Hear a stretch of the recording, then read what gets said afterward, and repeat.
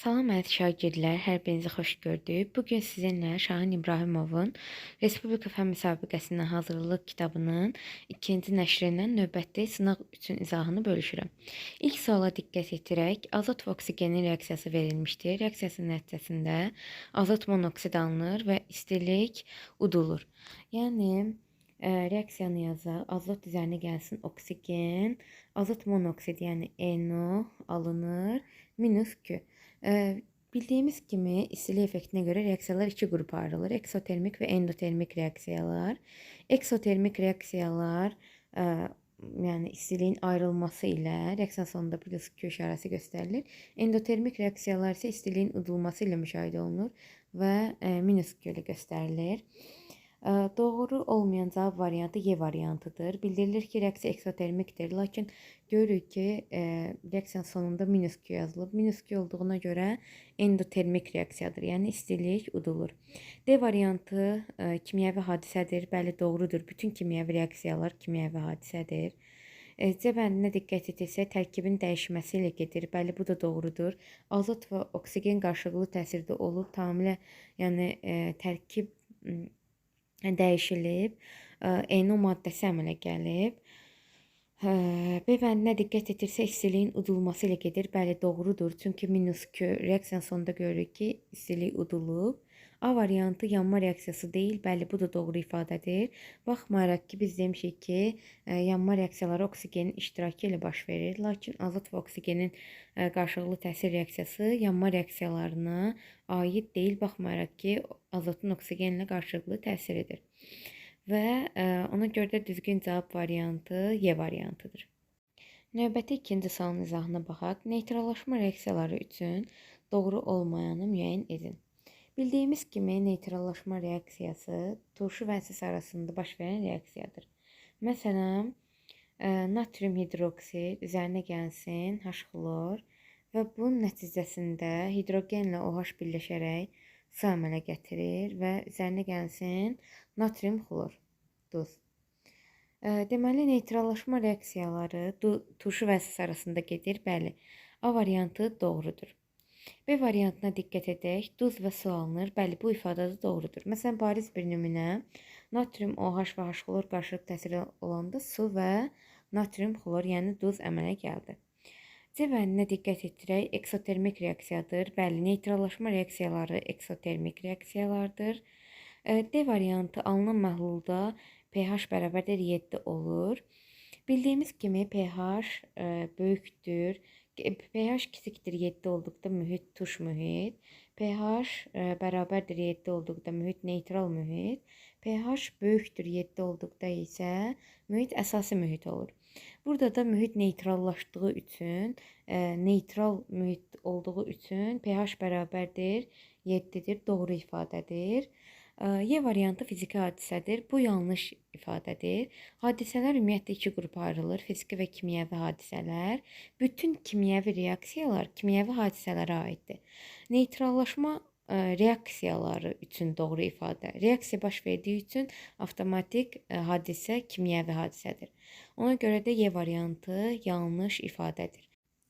Üçüncü sual, naşatlı spirtinin formulunu müəyyən edin. Sual sadə sualdır. Naşatlı spirtinin formulu NH4OH, yəni A variantıdır. B variantına diqqət etirsək, kalsium hidroksid, deməli, sönmüş əhəngdir. C variantı kalsium karbonat, əhəng daşı, mərmər və yaxud da tabaşir adlanır. D variantı natrium hidrokarbonat, çay sodasıdır.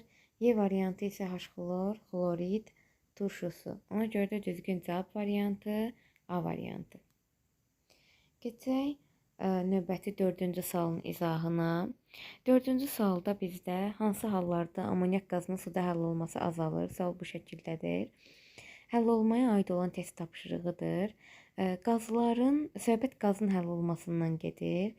Qazların həll olmasına, əsasən qazların həll olması təzyiqdən asılıdır. Təzyiq artdıqda qazların həll olması artır. Təzyiqi azaltdıqda qazların həll olması azalır. Temperaturla isə qazların həll olması tərs mütənasibdir. Temperaturu artırdıqda qazların həll olması azalır. Temperaturu azaltdıqda qazların həll olması artır. Bizə deyir ki, amonyak qazının həll olması azalsın. Əgər azalırsa, deməli temperatur artırılıb. Birinci variant doğrudur. E, Həll olması azalırsa, təzyiq də azalıb. Temperaturla tərs mütənasib olduğu üçün temperatur artır. Təzyiqlə düz mütənasib olduğu üçün təzyiq azalır. 1, 3. Düzgün cavab variantı Y variantı. 5-ci sualın izahına baxaq əziz şagirdlər. Bizə 2 iyon verilmişdir. Deməli, NO3 mənfi, bir də XO3 2 mənfi.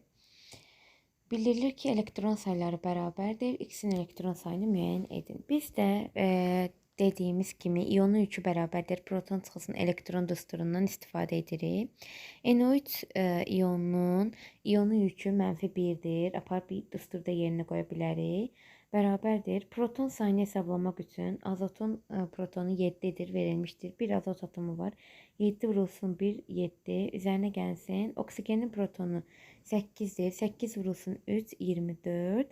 Və çıxılsın, proton sayını hesabladıq, çıxılsın elektron. Elektron sayı bizə məlum olmadığı üçün Y hərfi ilə işarələyirəm. Tənliyə əsasən sadə tənlikdir. Y bərabərdir 32. Yəni, deməli, NO3 mənfi iyonunun 32 elektronu var. Şərtdə bildirilir ki, XO3 və NO3 mənfi iyonunun elektron sayıları bərabərdir. Aparıb digər birləşmədə iyonun yükü bərabərdir proton çıxılsın elektron düsturunda. Elektronu, yəni 32-ni elektron yerinə qoyuram. Çünki şərt verib ki, elektronları bərabərdir. İyonun yükü -2, proton sayı deməli, X atomunun proton sayını bilmirik və 1X atomu var. X vurulsun 1X. Üzərinə gəlsin. Oksigenin protonu 8-dir. 8 vurulsun 3, 24. Minus elektron sayı. Elektron da 32-yə bərabərdir. 32. Oradan da X bərabər olur 6-ya. Deməli, X elementinin 6 protonu var. 6 protonu olduğuna görə neytral halda 6 da elektronu olur. Neytral halda proton elektrona bərabər olduğuna görə.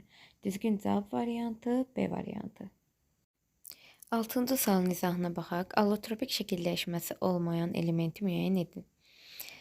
A variantı oksigen. Oksigenin bildiyimiz kimi 2 allotropik şəkilləşməsi var. O2, O3, oksigen və ozon. C variantına diqqət edirək. Fosforun 3 allotropik şəkilləşməsi var. Ağ fosfor, qırmızı fosfor və qara fosfor. Ağ fosforda 4 atomlu bəsit maddədir. D variantına diqqət edirək. Kükürdün 2 allotropik şəkilləşməsi var. Plastik kükürd və kristalik kükürd. Kristalik kükürd S8 formasında yazılır. Y variantı karbon. Karbonun əsasən əvvəlki nəşr kitablarına görə 4 allotropik şəkilləşməsi var. Təsadüfən 7-ci sinifdə isə bu şəkilləşmələrin yalnız ikisi verilmişdir. Qrafit və almaz. Qrafit elektrik cərəyanını yaxşı keçirir. Almaz ümumiyyətlə elektrik cərəyanını keçirmir.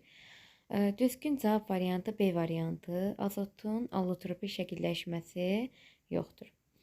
Keçək növbəti 7-ci sualın izahına. Qanın tərkibində hansı elementin miqdarı çox olanda qan qatılığı yaranır? Sual bu formadadır. Biz 7-ci sinifdə bioelementlər bölməsində keçmişik ki, qanın orqanizmdə dəmir çatışmazlığı qanın tərkibinin dəyişməsinə təsir edir. Ona görə də eləcə də qan çox olduqda, dəmir çox olduqda, üzr istəyirəm, qan qatılığı yaranır. Ona görə də düzgün cavab variantı B variantıdır. Növbəti 8-ci sual. 8-ci sualda bizə şəkər, su və etil spirtli su qarışığı verilmişdir. Bu qarışıqlar üçün ümumi olmayan ifadələri müəyyən edin. A variantı homogendir. Bəli, bu düzgündür. Çünki həm şəkər su, həm də ki etil spirtli su həll etdikdə, yəni kənardan qarışığın komponentləri görünmür. Ona görə də homogen qarışıqdır. B variantı rəngi. Rəngi hər ikisinin rəngi şəffafdır. D variantına diqqət etirsək, aqreqat halları maye aqreqat halındadır. Yəni məhlul əmələ gəlir. Maye aqreqat halındadırlar. Y variantı qarışığın növü. İndi də dediyimiz kimi qarışığın növü homogendir. Yəni eyni cinsli qarışıqdır. Hər ikisi üçün eynidir. Düzgün cavab variantı C variantıdır. Şəkər su qarışığı əlbəttə ki şirin dada malikdir. Etil spirtli su qarışığı isə şirin dadı malik deyil. Düzgün cavab variantı C variantı. Hər iki qarışıq üçün ümumi olmayan ifadədir. 9-cu sualın izahına baxaq əziz dostlar. Belə ki, Xn ionu bildirilir ki, Xm ionuna çevrildikdə ionun yükü artırsa. Məsələn, bir bariz nümunə yaza bilərik. X2 müsbətdən deməli gedir X4 müsbətə məsələn. Deməli yük nə olur? Artır. Yük artırsa, deməli avtomatik olaraq M N'dən böyük olur. Birinci müddət doğrudur. N kiçikdir, M bəli doğrudur. İkinci, elektron sayı artır. Elektron sayı artır, azalır. Yəni mən bunu qoy bir nümunə üzərində izah edeyim. Məsələn, X elementidir. Bunun deyək ki 10 protonu var. 10 protonu varsa, ionun yükü bərabərdir proton çıxılsın elektron düsturuna əsasən müəyyən edə bilərik ki 8 elektronu var. Lakin X2 müsbətdən X4 müsbətə keçdikdə bilirik ki proton sayı dəyişmir. Eyni elementdən söhbət gedirsə, hər ikisi X elementidir. Yükü 4 müsbət, deməli 6 proton, üzr istəyirəm, elektronu var. Elektron sayı artır müddəası deməli yanlışdır. Elektron sayı azalır. Əvvəl 8 idi, sonra keçdi, oldu 6. Deməli ikinci müddə yanlışdır. Və üçüncü müddə Xn ionu elektron alır. Bu yanlış ifadədir. Elektron əgər sayı artırsa, yükün sayı artırsa, deməli elektron deməli verilir. Lakin yükün sayı azalsaydı elektron alınardı. Ona görə də üçüncü müddə də yanlışdır. Düzgün cavab variantı A variantı yalnız 1. 10-cu sual. 10-cu sualın şərtində verir ki, Xn ionunun elektron sayı proton sayından 3 vahid çoxdur. Deməli yazaq Xn və şəkilə diqqətlə baxsaq, görürük ki, elektron nüvənin ətrafında hərəkət edən mənfi yüklü zərrəciklərdir və göy rənglə təsvir olunub. Göy dairələri, zərrəcikləri saydıqda görürük ki, sayı 10-dur. Deməli, Xn ionunun 10 elektronu var. Elektron sağ aşağı küncdə yazılır və yazdım.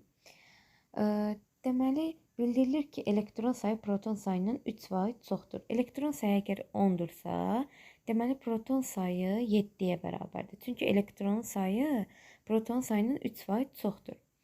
Əgər ionun yükü bərabərdir proton çıx elektron. İonun yükü bərabərdir, yəni N bərabərdir, daha doğrusu belə yazım.